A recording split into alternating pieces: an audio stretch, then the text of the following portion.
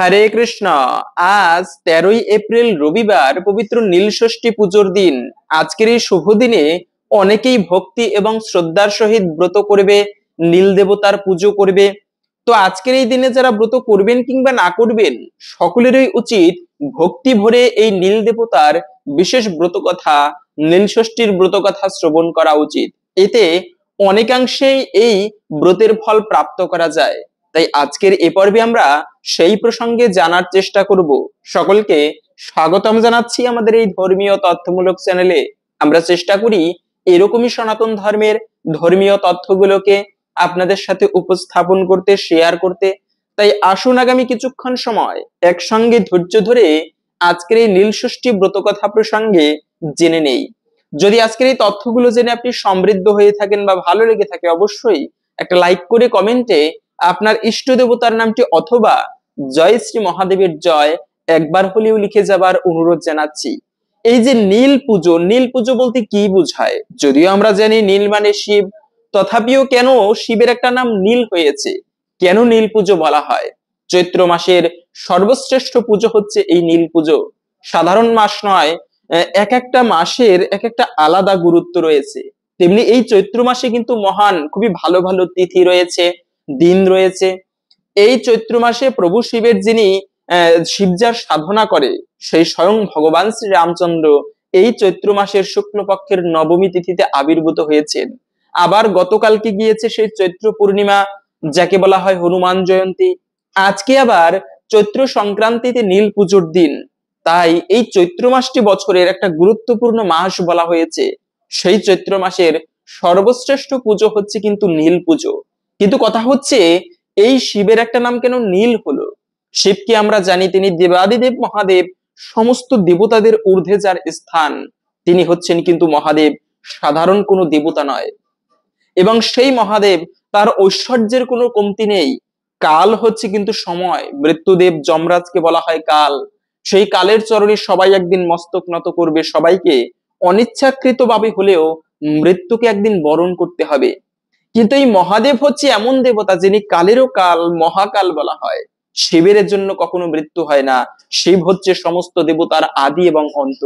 তাই সেই শিবের সাধনা করলে, শিবের একটা নাম নীল হয়েছিল এজন্য, যখন সমুদ্র মন্থন করা হচ্ছিল, দেবতাদের ইচ্ছা তারা জগতে অমৃত পান করে অজেয় হয়ে থাকবে। এই উদ্দেশ্য নিয়ে দেবতা এবং অসুরেরা চুক্তি করে সমুদ্র মন্থন করতেছিল। সেখান থেকে কিন্তু অনেক কিছু উঠে এসেছিল এই অমৃত আসার আগে। তো হলাহল বিষ সেই মানে সমুদ্র মন্থনের থেকে উঠে এসেছিল। এতটা ভয়ানক সেই হলাহল বিষ, যা পৃথিবীতে কোথাও পড়লে সেখানে আর কোনো বৃক্ষ আদি জন্মাতো না। তো সেই বিষ কে পান করবে, কে গ্রহণ করবে সেই বিষ? কেননা জগৎকে তো রক্ষা করতে হবে এই বিষের থেকে। তখন সমস্ত দেবতারা নিরুপায়, কেউ সেই বিষ গ্রহণ করতে রাজি হচ্ছিল না, সবাই চুপ। কেন? কে গ্রহণ করবে সেই বিষ? সবশেষে প্রভু শিব তিনি সেখানে আবির্ভূত হলো। তিনি অমৃতের ভাগ চাননি, তিনি হচ্ছে সেই বিষ পান করে তিনি জগৎকে সেই বিষ থেকে রক্ষা করেছিলেন, উদ্ধার করেছিলেন। এ হচ্ছে প্রভু শিব, নিজে খারাপটুকু গ্রহণ করে জগৎকে ভালো কিছু দান করেন। তাই শিবের সব থেকে মহান গুণ এটি। আমরা কত অনেক সময় অপযুক্তি দেখাই, আরে শিব গাঁজা ভাং খায় তাই আমরাও গাঁজা ভাং খাচ্ছি, মানে আমরা শাস্ত্রটাকে ব্যবহার করি। শাস্ত্র এমনিতে আমরা সনাতন জাতি বা সনাতন ধর্মাবলম্বীরা খুবই কম পালন করি বর্তমান কলিযুগে এসে। কিন্তু শাস্ত্রটাকে ভালো করে ব্যবহার করতে জানি কি, যে শিব গাঁজা খায় তাই আমরা গাঁজা ভাং খাচ্ছি, এরকম মনে রাখবে। কখনো শাস্ত্রের অপযুক্তি দেখানো উচিত নয়। তুমি নিজে ধর্ম করতে না পারো, কিন্তু শাস্ত্রের অপযুক্তি দেখানো এটি মহা অপরাধের।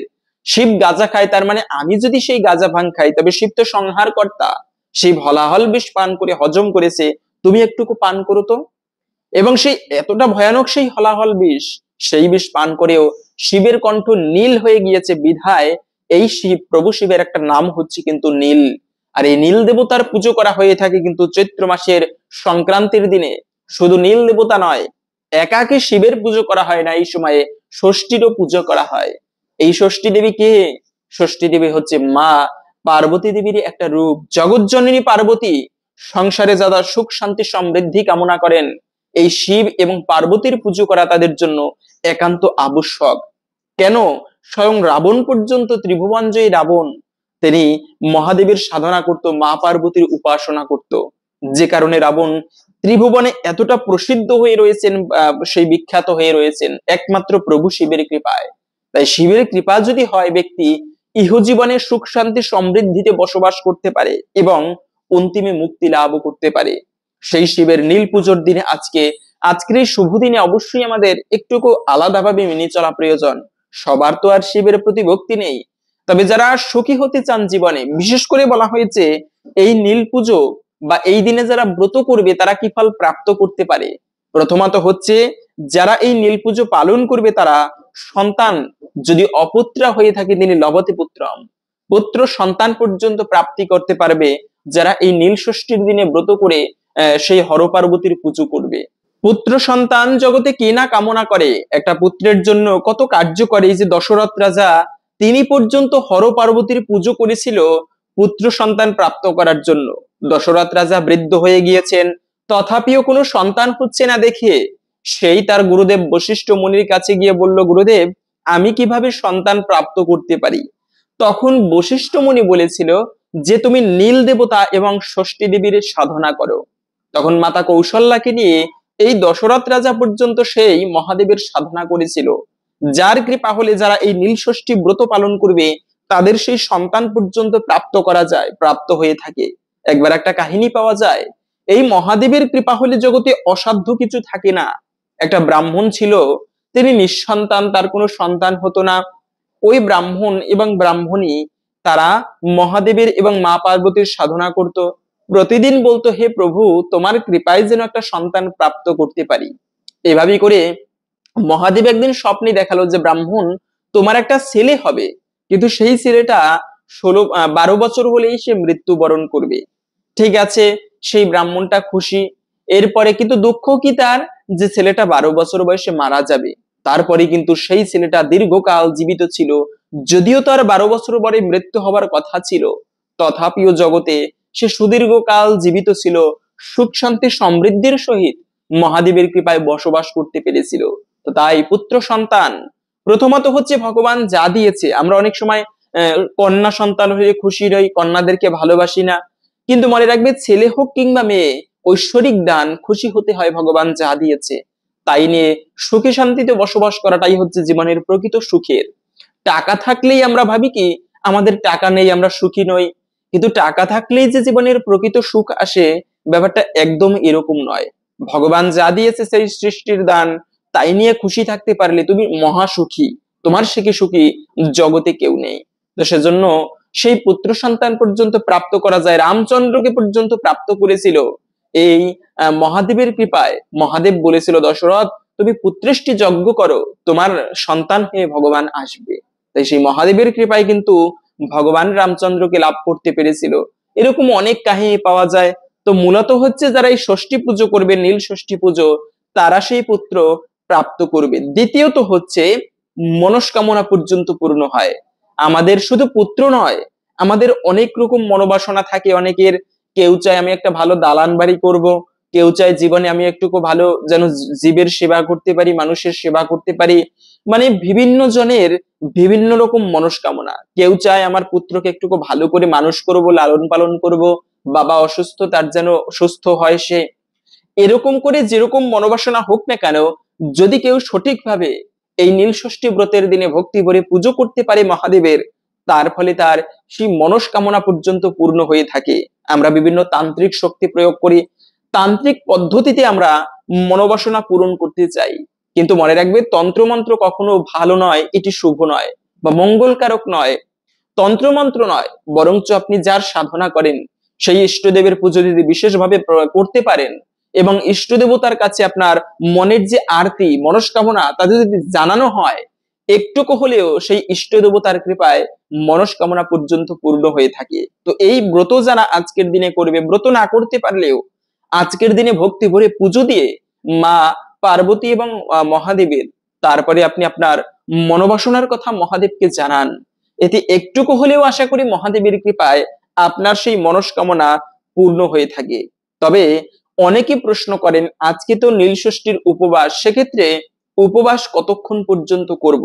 অর্ধবেলা অনেকে উপবাস করবে, অনেকে আবার সন্ধ্যাকালের পরে ব্রত ভঙ্গ করবে। সেক্ষেত্রে প্রকৃতই কোন সময় পর্যন্ত ব্রত করা উচিত? মূলত এই নীলষষ্ঠী পুজোর ব্রত সর্বোত্তম হচ্ছে যদি কেউ সমগ্র দিন করতে পারেন। আজকের সারাদিন ব্রত করবে, পরের দিনে পালন করবে একাদশীর মতো করে। গতকালকে মানে সংযম পালন করা উচিত ছিল, কিন্তু অনেকে প্রশ্ন করতে পারেন আমি তো ভুল করে আমিষ খেয়ে ফেলেছি, সেক্ষেত্রে কি ব্রত হবে না? অবশ্যই হবে। যদি ভুল করে আমিষ খেয়ে ফেলেন বা পরিবেশ অনুসারে আমিষ খেয়ে ফেলেন, হচ্ছে না সেরকম পরিবেশ, তবে সেক্ষেত্রেও আপনি অবশ্যই এই ব্রত পালন করতে পারবেন, এতে সমস্যা হবে না, বা ভগবান দেখবে, মহাদেব এতে কৃপা অবশ্যই করবে। এবং একজনে প্রশ্ন করেছেন আজকে সারাদিন যদি আমি নিরামিষ খেয়ে থাকি তাহলে কি ব্রত হবে?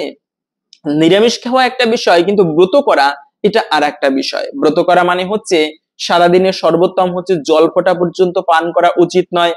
আপনি যদি কষ্ট হয়ে যায় সেক্ষেত্রে আজকের দিনে কি কি খাবার খাওয়া যাবে, যে কোনো ব্রত করে মনে রাখবে ফলমূল আদি যে কোনো প্রকার ফল খেতে পারবেন, তবে উচিত নির্জলা ব্রত করা, এক ফোঁটা জল পর্যন্ত পান করবে না। কিন্তু অনেক সময় আমার নিজেও অনেক সময় নির্জলা ব্রত করতে পারি না, সেক্ষেত্রে আপনারা অসুস্থ হলে ঔষধ, ব্রাহ্মণ, গুরুবাক্য, যে কোনো প্রকার ফল এগুলো গ্রহণ করতে পারবেন, এভাবে করেও ব্রত করা যাবে। তবে নিরামিষ খেলে এটা ব্রত হয় না। এমনি আপনি নিরামিষ খাওয়া শুভ, আজকের এই শুভ দিনে কখনো ভুলক্রমেও উচিত নয় মাছ মাংস আদি খাবার গ্রহণ করা। মাছ মাংস এগুলো ভালো নয়, স্বাস্থ্যের ক্ষেত্রেও সাইন্টিফিক ভাবে প্রমাণিত মাছ মাংস যতটা কম খেয়ে পারা যায়, সাত্বিক খাবার বেশি গ্রহণ করতে হয়। ভগবান শ্রীকৃষ্ণ গীতার মধ্যে বলেছেন যে ব্যক্তি শুদ্ধ সাত্বিক খাবার গ্রহণ করে, অতিরিক্ত লবণাক্ত নয়, অতিরিক্ত টক নয়, অতিরিক্ত মশলাদার নয়, সাত্বিক খাবার যে গ্রহণ করে তার শরীর সুস্থ হয়, নিরোগ থাকে দীর্ঘকাল। বর্তমানে ডাক্তারেরা পর্যন্ত বলে থাকে যে মাছ মাংস কম খাবে, শাকসবজি ফলমূল বেশি খাবে। কেন? এর ফলে স্বাস্থ্য ভালো থাকে, নিরোগ হয়। এই যে হাঁসের মাংস, তারপরে তেলাপিয়া মাছ, এতে এত ভয়ানক ক্যান্সার হয়, এগুলো স্বাস্থ্যের জন্য খুবই ক্ষতিকারক। তো যাই হোক, অন্তত পক্ষে আজকের এই শুভ দিনে খাবারের কথাটা আসলে আমরা কেন যেন শাস্ত্রগুলোকে এড়িয়ে চলি, কেন? ওই যে আমার জিহ্বার তাহলে স্বাদ মিটবে না। তো এই জন্য যদিও আমি বলছি না যারা মাছ মাংস খায় তারা খারাপ, তাদের দ্বারা ঠাকুর পুজো হবে না, বিষয়টা এরকম না। উচিত নিরামিষ খাওয়া, তবে না খেতে পারলেও বিশেষ কিছু শুভ দিন আমাদের অবশ্যই মেনে চলা প্রিয়জন। রবীন্দ্রনাথ ঠাকুর বলেছেন যে না খেয়ে মানুষ মারা গিয়েছে এমন লোকের সংখ্যা খুবই কম, কিন্তু খেয়ে মারা গিয়েছে এমন লোকের সংখ্যা ভুরি ভুরি। তাই না খেলে মানুষ মারা যায় না, বরঞ্চ সংযমী হওয়া উচিত খাবারের ক্ষেত্রে। খাবার হচ্ছে আমাদের দেহকে সুস্থ রাখার জন্য, কিন্তু আমরা যে বর্তমানে খাবার খাচ্ছি এতে শরীর আরো অসুস্থ করে তোলে, রোগ ব্যাধির বেশি বৃদ্ধি করে। বর্তমানে আমরা তেলিবেজি খাবার খাই, এই ভাজি খাবার, এটা মুখের জন্য স্বাদ লাগলেও, মুখের জন্য মানে রুচিকর হলেও এটা কিন্তু আমাদের স্বাস্থ্যের জন্য ক্ষতিকর। যত বেশি ভাজি খাওয়া হয়, মশলাদার খাবার, তেলের খাবার, এটা হার্টের জন্য খুবই ক্ষতিকর। এগুলোকে যতটা কম খেয়ে পারা যায়, এমনি সাত্বিক খাবার বেশি গ্রহণ করবেন। অনেক সময় আছে নিরামিষ খায়, খাবার নিরামিষ, কিন্তু তারপরে ওই যে অতিরিক্ত মশলাদার, অতিরিক্ত ভাজি খাবার, এটাও কিন্তু স্বাস্থ্যের জন্য খুবই ক্ষতিকারক। তো অন্তত পক্ষে আজকের এই শুভ দিনে আপনারা ভুলক্রমেও আমিষ ভক্ষণ করা উচিত নয়। এই যে অনেকে বলে আজকের দিনে নেশা করে বেশি বেশি, অনেকে ওই যুক্তি দেখায় সেই মহাদেব খায় তাই আমরা খাচ্ছি, এরকম অপযুক্তি নয়। প্রকৃতই হৃদয় দিয়ে শাস্ত্রটাকে পালন করা উচিত। দ্বিতীয়ত হচ্ছে যে উপবাস তাহলে মূলত সমগ্র দিন থাকতে পারলে এটি ভালো, না পারলেও আপনারা অর্ধবেলা দুপুর 12টা পর্যন্ত উপবাস করে মহাদেবের অভিষেক করে মা পার্বতী এবং হর গৌরীর পুজো করে তারপরে আপনি ভগবানের প্রসাদ দিয়ে এই ব্রত ভঙ্গ করতে পারেন।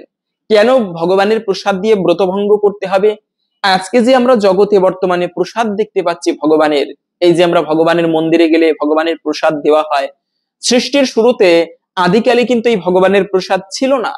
এই প্রসাদ কে এনেছে? মা পার্বতী এবং মহাদেব এই জগতে ভগবানের প্রসাদ বিতরণ করেছেন। সুন্দর একটি কাহিনী পাওয়া যায় যে এই যে নারদ মুনি ছিল, এই নারদ মুনি প্রতিদিন বিনায় নারায়ণ গান করতে করতে সে বৈকুণ্ঠে যেত। উদ্দেশ্য কি? যে ভগবানের যে অধরামৃত প্রসাদ যদি একটুকু গ্রহণ করতে পারি আমার জীবনটা ধন্য হয়ে যাবে। তাই এই উদ্দেশ্য নিয়ে প্রতিদিন সে বৈকুণ্ঠে যেত। কিন্তু ভগবান নারায়ণ, সেই ভগবান শ্রী বিষ্ণু নারদের এই অভিপ্রায় বুঝতে পেরে মা পার্বতীকে নিষেধ করেছে যে দেবী আমার এই উচ্ছিষ্ট প্রসাদ তুমি কাউকে দিবে না, একমাত্র তুমি গ্রহণ করবে, আর কিন্তু কাউকে দিতে পারবে না। ঠিক আছে, ওই যে লক্ষ্মী দেবীর নিষেধ রয়েছে, ভগবান বিষ্ণু তাকে নিষেধ করেছেন, তাই লক্ষ্মী দেবী নিরুপায় বারবার গিয়ে নারদ মুনি আবদার করতো, মা তুমি হচ্ছে আমাকে একটু ভগবানের প্রসাদ দিও। কিন্তু লক্ষ্মী দেবী নিরুপায়, প্রভুর আদেশ রয়েছে, তাই দিতে পারছে না। তো এত আবদার করে নারদ মুনি একদিন বলল, আচ্ছা ঠিক আছে, তুমি অমুক দিনে এসো, তোমাকে প্রসাদ দিব। নারদ মুনি আনন্দের সহিত সেই দিনে গেল।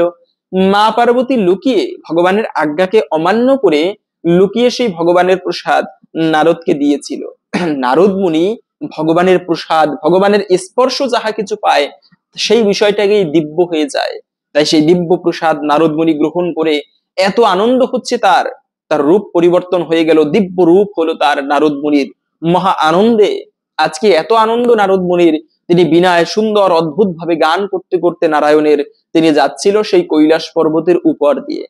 যাবার সময়ে সেই প্রভু শিব তিনি ধ্যান করতেছিল পঞ্চমুখে, হঠাৎ তার ধ্যান ভঙ্গ হয়ে গেল। কি হয়েছে? নারদ মুনিতে মানে নারদকে কখনো এতটা আনন্দিত দেখিনি, আজকে তার অনেক তেজ, মানে দেখে মনে হচ্ছে যেন একটা দিব্য পরিবেশ তার দেহে লক্ষ্য করা যাচ্ছে। প্রভু শিব ডাকলো, নারদ এদিকে আসো। নারদ হচ্ছে কিন্তু শিবের ভাই। নারদকে ডেকে বললো, তোমাকে কোনোদিন এত আনন্দিত দেখিনি, আজকে কি হয়েছে, তুমি এতটা আনন্দিত কেন? নারদ মুনি প্রসন্ন বদনে উত্তর দিল, প্রভু মহা খুশির সংবাদ, কি আমি জীবনে এই প্রথম ভগবানের দিব্য প্রসাদ গ্রহণ করতে পেরেছি। আর সেই ভগবানের প্রসাদ গ্রহণ করার সাথে সাথে আমার শরীরের রূপ পরিবর্তন হয়ে গিয়েছে, দেহে এত আনন্দ হচ্ছে আমি নিজেও বুঝতে পারছি না কি কারণে আমার এত অপার আনন্দ হচ্ছে, শান্তি হচ্ছে। তখন প্রভু শিব দুঃখ করে বলল, ভাই নারদ তুমি একা সেই ভগবানের প্রসাদ পেলে, আমাকে একটুকু দিলে না? নারদ মুনি বলল, না তো আমার খেয়াল ছিল না, তোমার জন্য একটুকু নিয়ে আসতাম তাহলে। তখন প্রভু শিব হচ্ছে সেই প্রসাদ গ্রহণ করবে, কি করবে উপায় না পেয়ে দেখলো নারদের হাত এখন পর্যন্ত শুকায়নি, সেই অবশিষ্ট অংশ লেগে আছে নারদের হাতে। প্রভু শিব কোনো কথা না বলেই তাড়াতাড়ি করে নারদের হাতটা ধরে সেই প্রসাদ চেটে চেটে গ্রহণ করেছে, মহাপ্রসাদ। আর সেই দিব্য প্রসাদ গ্রহণ করে প্রভু শিবেরও এত আনন্দ হচ্ছে। প্রসাদ তো প্রসাদই, সেটা হোক অল্প হোক অনেক বেশি, এই একটুকু প্রসাদেরও যে কার্য, অনেক বেশি প্রসাদেরও সেই একই কার্য, প্রসাদের গুণ একই। তাই সেই প্রভু শিব ভগবানের দিব্য প্রসাদ গ্রহণ করে এত আনন্দ হচ্ছে তার, তিনি দুই হাত উঁচু করে নৃত্য করতে লাগলেন, ভগবান নারায়ণের গান করতে লাগলেন। ওদিকে মা পার্বতী তিনি ঘরের মধ্যে বসা ছিলেন, তিনি আজকে শুনতে পেলেন মহাদেব এবং প্রভু শিব মানে নারদ মুনি তিনি আনন্দে নৃত্য করছে। কেন এমন করছে? ডুমরুধ্বনি বাজতে লাগলো, পৃথিবী কম্পিত হলো, আকাশ থেকে পুষ্প বৃষ্টি বর্ষণ হতে লাগলো। মা পার্বতী অবাক হয়ে গেল যে এই দুইজনকে জীবনে এত আনন্দিত কখনো দেখিনি। গিয়ে প্রশ্ন করলো, প্রভু তোমরা কেন এত আনন্দিত, এত আনন্দে কেন দিব্য নৃত্য করছো? তখন মহাদেব বলল, দেবী আজকে আমরা ভগবানের প্রসাদ, দিব্য প্রসাদ আস্বাদন করেছি, যে কারণে আমাদের এত দিব্য আনন্দ হচ্ছে। তখন মা পার্বতী দুঃখ করে বলতে লাগলো, তোমরা একাই সেই প্রসাদ পেলে, আমার জন্য একটুকু রেখে দিলে না? মহাদেব তখন মানে কি বলবে, আর বলার মতো কোনো ভাষা নেই। কেন? মা পার্বতী অর্ধাঙ্গিনী, তার জন্য একটুকু রাখা হয়নি? মা পার্বতী তখন মুখ ভার করে বসে রইলেন, আমার জন্য তোমরা একটুকু রাখলে না? তখন মহাদেব এত করে বোঝাচ্ছে, কিন্তু পার্বতীকে কোনো কিছুতেই বোঝানো যাচ্ছে না। মা পার্বতী জেদ ধরে আছে, আমি শুধু একা নয়, ভগবানের এই প্রসাদ জগতের প্রত্যেকটা ব্যক্তিকে গ্রহণ করাবো, আমার সবাই সন্তান, প্রত্যেকটা সন্তানকে ভগবানের এই প্রসাদ আমি বিতরণ করব। শুধু আমার সেই মনুষ্য জীব নয়, কুকুর পর্যন্ত ভগবানের প্রসাদ গ্রহণ করে তারা মুক্তি লাভ করতে পারবে। তখন মা পার্বতী প্রভু নারায়ণের ঘোর তপস্যা করলেন। অনেক কাল তপস্যার পরে ভগবান শ্রী নারায়ণ মা পার্বতীর সামনে আবির্ভূত হয়ে বললেন, দেবী তোমার সাধনায় আমি সন্তুষ্ট হয়েছি, কি বর চাও তুমি বলো? মা পার্বতী বললেন, প্রভু তোমার যে দিব্য প্রসাদ, এই প্রসাদ শুধু আমি একা নয়, জগতের যেন আমার প্রত্যেকটা সন্তান তোমার এই প্রসাদ গ্রহণ করতে পারে। তখন ভগবান নারায়ণ সেই মা পার্বতীকে বর দিয়েছিল যে, দেবী তোমাকে আমি আশীর্বাদ করলাম, কলিযুগে জগন্নাথ দেব রূপে আমি পুরীধামে অবস্থান করব এবং আমার প্রসাদ সবাইকে বিতরণ করা হবে, এবং তুমি সেখানে বিমলা রূপে আমার মন্দিরের পাশে অবস্থান করবে। প্রথমে আমাকে ভোগ দেওয়া হবে, তারপরে তোমাকে সেই প্রসাদ বিতরণ করা হবে। এরপরে তোমার সেই মহাপ্রসাদ জগতের যে জীব গ্রহণ করবে, সে হোক কুকুর হোক চন্ডাল, তিনি উদ্ধার লাভ করবে। তাই কলিযুগে ভগবানের প্রসাদ গ্রহণ করলেও এতেও সে ব্যক্তি মুক্তি লাভ করতে পারে। অন্তত পক্ষে আজকের এই শুভ দিনে ব্রত করতে পারলে সর্বোত্তম, না করতে পারলেও সেই ভগবানের প্রসাদ প্রত্যেকে গ্রহণ করবেন, এতে জীবনে চরম সৌভাগ্যের। প্রসাদ শব্দের অর্থই হচ্ছে কৃপা, আর ভগবানের কৃপা পাওয়ার জন্য তার প্রসাদ গ্রহণ করতে হয়। মহাদেব এতে অত্যন্ত প্রসন্ন হয়। তাই আপনারা আজকের দিনে দুপুর বেলা পর্যন্ত উপবাস করে মহাদেবের অভিষেক করে, মহাদেব এবং মা পার্বতীর পুজো করে তারপরে আপনারা ভগবানের প্রসাদ দিয়ে এই ব্রত ভঙ্গ করতে পারেন। এবং বেলপাতা মনে রাখবে, বেল খাওয়া যাবে কি? অনেকে প্রশ্ন করেন যে আজকে তো হচ্ছে সেই মহাদেবের উপবাস, নীল ষষ্ঠী পুজো, এবং মহাদেবের হচ্ছে অবতার বলা হয়েছে বিল্ল বৃক্ষকে। এই বেল বৃক্ষ কিন্তু মহাদেবের থেকে এসেছে, সাধারণ কোনো বৃক্ষ নয়। জ্যোতিষশাস্ত্র মতে এটা বাস্তুশাস্ত্র মতে বলা আছে যে বাড়িতে কাটা জাতীয় বৃক্ষ রোপণ করা উচিত নয়, কেননা তাহলে অনেক সময় যাতায়াত করলে পায়ে কাটা ফুটতে পারে। সেজন্য এই যে বড়ই গাছ, এই সমস্ত গাছ বাড়ির সদর দরজায় রোপণ করা ঠিক নয়, কিন্তু বেল গাছ বাড়িতে লাগানো অত্যন্ত শুভ। তবে বাড়ির আপনারা আশেপাশে যেখানে লোকের যাতায়াত কম হয় সেখানে বিল্ল বৃক্ষ লাগাবেন, এটি খুবই ভালো। বেল গাছ, বেল বৃক্ষ যেখানে থাকে সেখানে মহাদেব স্বয়ং অবস্থান করে। তাই বাড়িতে শ্মশান ঘাটে বা যেখানে সমাধি থাকে সেখানে আপনারা বেল গাছ রোপণ করতে পারেন। কিন্তু আজকের এই শুভ দিনে বেল ফল খাওয়া যাবে কিনা? অবশ্যই খাওয়া যাবে। আজকের দিনে আপনারা বেল ফল ভগবানকে ভোগ নিবেদন করে সেই বিল্ল ফল আপনারা গ্রহণ করবেন, এটি ভালো। তবে একটা বিষয় হচ্ছে, মহাদেবের পুজো কিন্তু বিল্লপত্র ছাড়া সম্পূর্ণ হয় না। মহাদেবের পুজো করতে গেলে ভগবানের পুজো যেমন তুলসী পত্র ছাড়া সম্পূর্ণ হয় না, ঠিক তেমনি মহাদেবের পুজো বেলপত্র ছাড়া সম্পূর্ণ হয় না। বিল্লপত্র এটি খুবই গুরুত্বপূর্ণ। মহাদেব ভীষণভাবে প্রসন্ন হয়। এই আশুতোষ কেন বলা হয় মহাদেবকে? কেননা তিনি আশুতোষ, তিনি অল্পতেই সন্তুষ্ট হয়। একটুকু বিল্লপত্র, একটুকু জল দিয়ে যদি কেউ মহাদেবের পুজো করতে পারে, ব্যাস, সরল মনে যদি এইটুকু পুজো করে, এতেই মহাদেব ভীষণভাবে প্রসন্ন হয়, সেই ভক্তকে কৃপা করে। আরে এতটা মহাদেব করুণাময় যে রাবণ একবার মহাদেবের তপস্যা করেছে, মহাদেব সন্তুষ্ট হয়ে বলল তুমি কি চাও বলো। রাবণ তো অসুর, অসুরের মতো মনোভাব। রাবণ বলল প্রভু আমি মা পার্বতীকে চাই। আর সাথে সাথে সেই প্রভু শিব কিছু বিচার বিবেচনা না করেই তথাস্তু বলে দিল।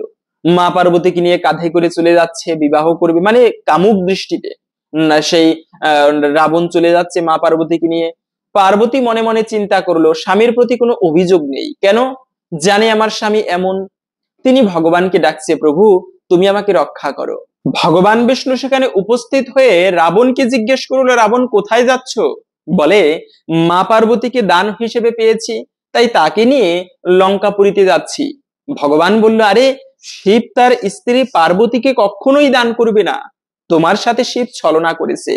তখন রেগে গেল সেই রাবণ, রেগে গিয়ে বলল, দেখো যদি পার্বতী হয়, পার্বতীর শরীর থেকে দিব্য সেই পদ্ম ফুলের সুবাস আছে তার অঙ্গ থেকে, কিন্তু দেখো এর শরীর থেকে দুর্গন্ধ আসে।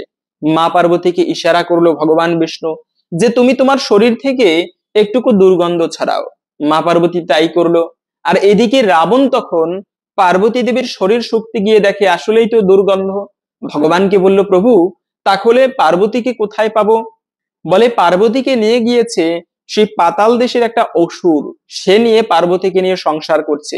তুমি তাকে বধ করে সেই অসুরের থেকে তার স্ত্রীকে আনো, তবে সেই হচ্ছে প্রকৃত পার্বতী। তারপরে রাবণ সেই পাতাল দেশে গিয়ে অসুরকে বধ করে তার স্ত্রীকে নিয়ে এসেছিল, সেই ছিল মূলত মন্দদেউরী। বলার উদ্দেশ্য হচ্ছে ইনি হচ্ছেন প্রভু শিব, যার শরণ নিলে তিনি পার্বতীকে পর্যন্ত দান করে দেয়, ভক্তের সমস্ত অপরাধ ক্ষমা করে দেয়, সেই ভক্তকে কৃপা করে। শাস্ত্রে বলা আছে যদি শিবলিঙ্গ না থাকে তবে পুজো করবেন শিব পুজো কিভাবে, সেক্ষেত্রে বিধান রয়েছে বৃদ্ধাঙ্গুলির উপরে শিবলিঙ্গ জ্ঞান করে সেই এর উপরে যদি বিল্লপত্র তারপরে পুষ্প দুগ্ধ নিবেদন করা হয় শিবলিঙ্গ জ্ঞান করে, এতেও কিন্তু মহাদেবের কৃপা বিশেষ করে লাভ করা যায়, মহাদেব প্রসন্ন হয়।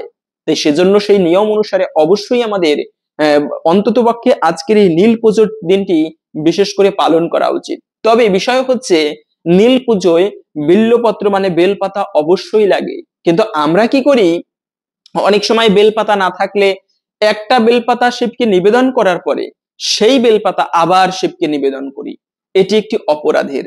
ঠিক যেরকম একটা কাপড় কাউকে দান করা হলে সেই কাপড়টা আবার কি তাকে দান করা যায়? কখনো না। মানে একটা জিনিস একবারই দান করা যায়, কিন্তু আমরা কি করি অনেক সময় একটা বেলপাতা দান করেছি আবার দান করা হয় না, এটি অপরাধের। একটা বেলপাতা একবারই দান করা যায়, একটা পুষ্প প্রভু শিবের চরণে একবারই অর্পিত হয়, দ্বিতীয়বার সেটি উচ্ছিষ্ট হয়ে যায়। তাই বেলপাতা অবশ্যই আপনি অনেকগুলো সংগ্রহ করে রাখবেন, সেগুলোতে চন্দন মিশ্রিত করে তারপরে প্রভু শিবের লিঙ্গে বা শিবলিঙ্গে দান করবেন। এবং আমরা বেলপত্র চয়ন করতে গিয়ে আরেকটা ভুল করি, বাঁশ দিয়ে পিটিয়ে পিটিয়ে বেলপাতা পারি।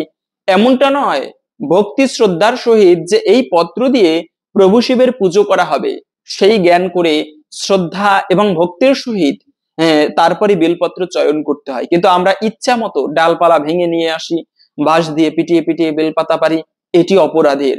সেই বৃক্ষের নিচে গিয়ে বৃক্ষ দেবতাকে প্রণাম করতে হয়, হে বৃক্ষদেব, তোমার পত্র দিয়ে আমি মহাদেবের পুজো করব, তুমি আমাকে আশীর্বাদ করো, এই জ্ঞান করে শ্রদ্ধার সহিত তারপরে সেই বেলপত্র চয়ন করে এরপরে মহাদেবের পুজো করা উচিত।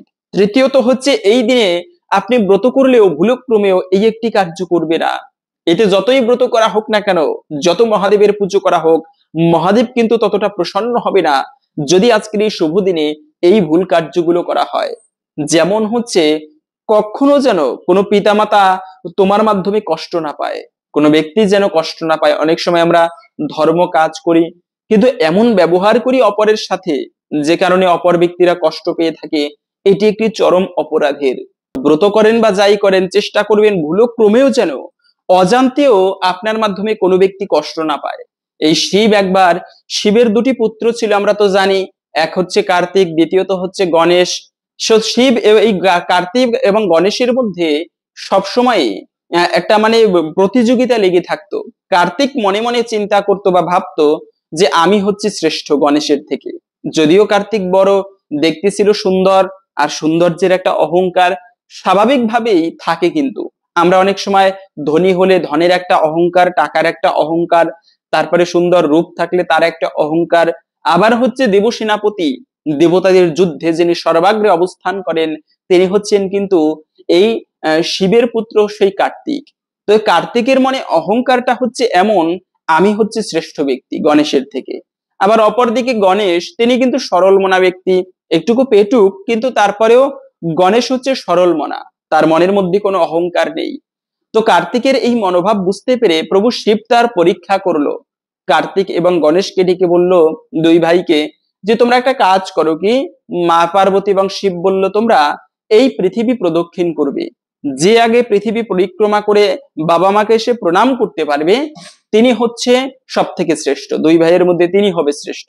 ঠিক আছে, এটা কার্তিক শুনে কার্তিক মহা খুশি। কেন?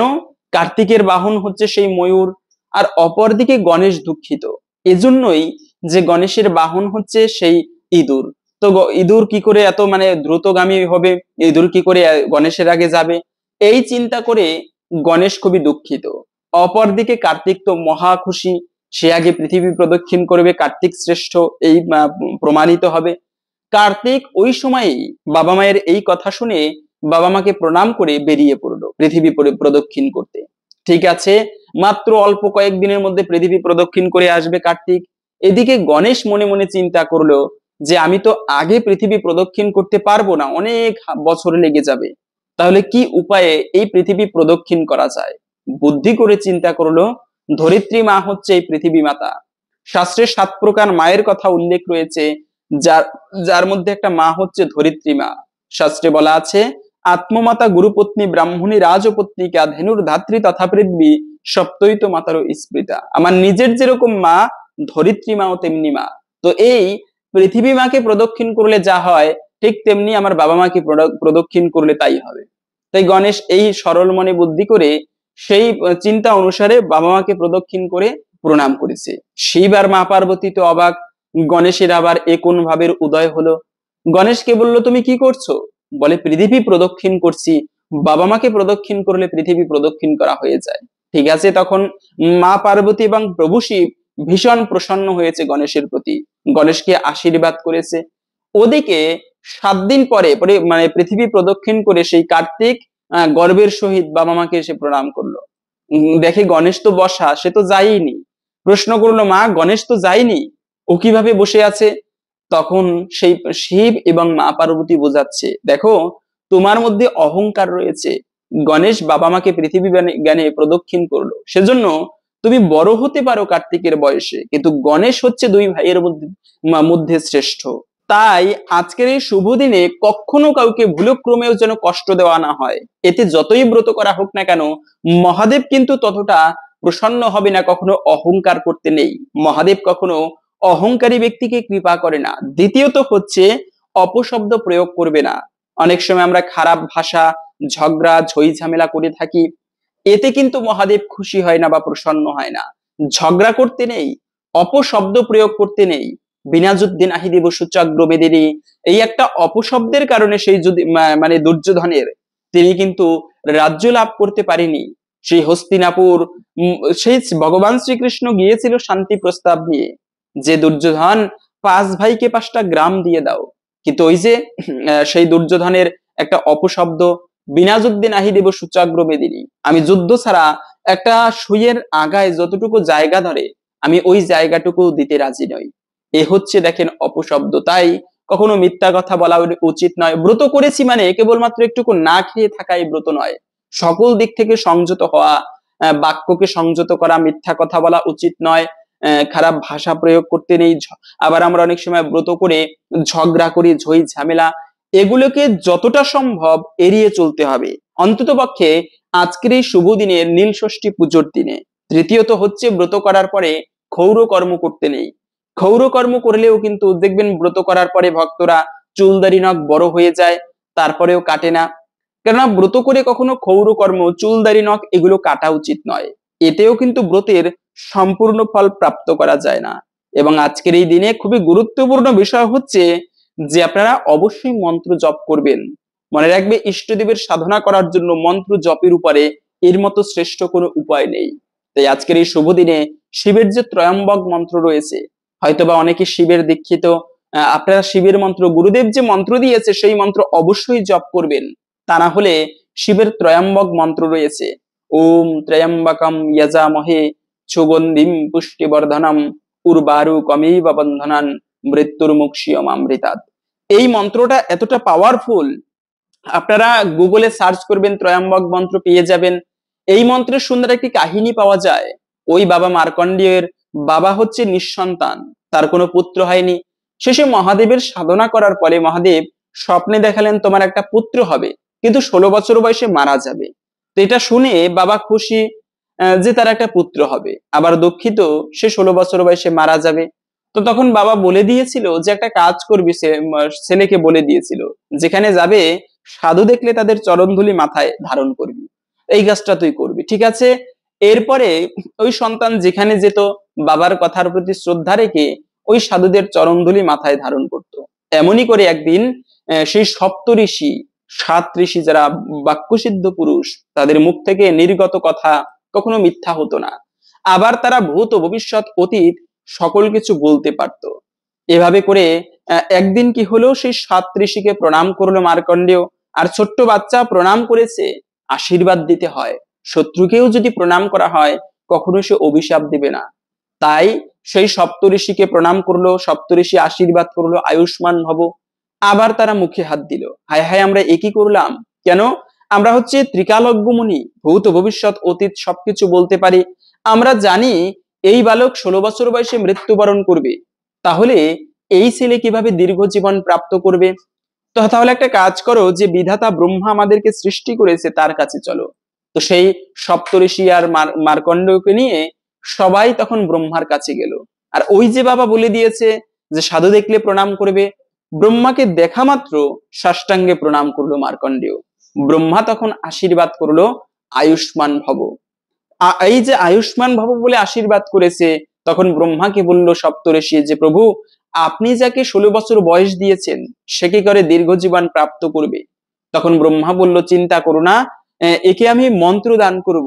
সেই মহাদেবের এই মৃত্যুঞ্জয় মন্ত্র দিয়েছিল, কিন্তু দান করেছিল, যে মৃত্যুঞ্জয় মন্ত্র জপ করে মার্কণ্ডেয় ঋষি তাকে যমরাজ পর্যন্ত নিতে পারেনি।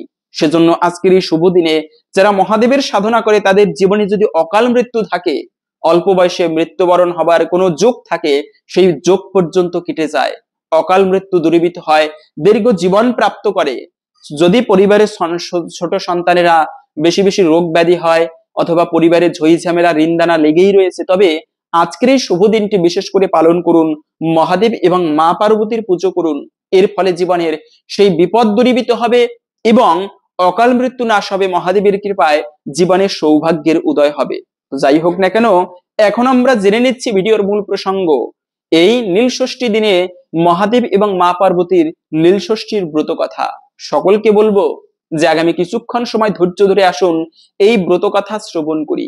এবং ব্রত কথা শ্রবণ করার শেষে ষষ্ঠী দেবী মানে মা পার্বতী নিজে বলেছেন একটা প্রদীপ প্রজ্বলিত করে অবশ্যই হরগৌরীর মন্দিরে রাখবে, মানে শিব মন্দিরে রাখতে হয়।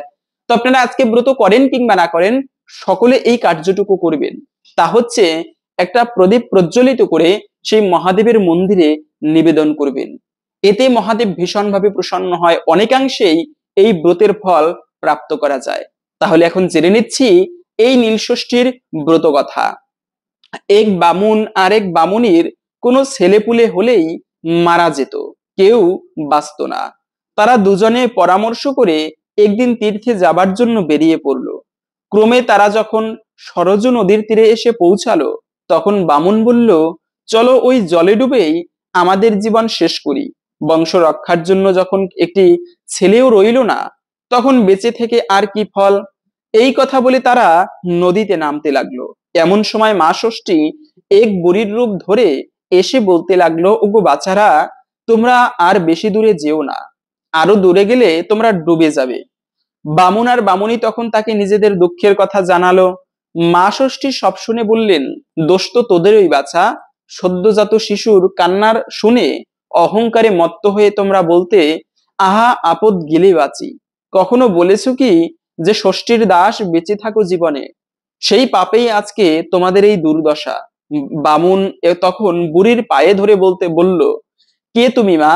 বুড়ি বলল, আমি ওই মা ষষ্ঠী। শোনো, এই চৈত্র মাসে তোমরা ভালো করে ব্রত করবি আর শিবের আরাধনা করবি। সংক্রান্তির আগের দিন উপোস করে নীলাবতীর পুজো করে নীলকণ্ঠ শিবের ঘরে বাতি জেলে দিবি। তারপর আমায় প্রণাম করে জল খাবি। একে বলে নীলা ষষ্ঠী, নীল ষষ্ঠী। দেবী এই কথা বলে অদৃশ্য হয়ে গেলেন। এরপর বামুন আর বামুনি দেশে ফিরে এসে নীলের দিনে খুব ভক্তি করে নীল ষষ্ঠী ব্রত পালন করতে লাগলো। এর কিছুদিনের ভেতর মা ষষ্ঠীর দয়ায় বামুনির একটি ছেলে হলো।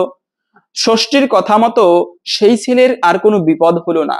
বামুনির ব্রতের মাহাত্ম্য দেশে দেশে সবাই ছড়িয়ে পড়লো এবং দেশ দেশান্তরে সবাই এই নীল ষষ্ঠীর দিনে মা পার্বতীর ব্রত করতে লাগলো, ষষ্ঠীর পুজো পালন করতে লাগলো। এই নীল ষষ্ঠী ব্রত যারা ভক্তি ভরে পালন করবে, কখনো তাদের সন্তানের অমঙ্গল এবং অকল্যাণ হয় না।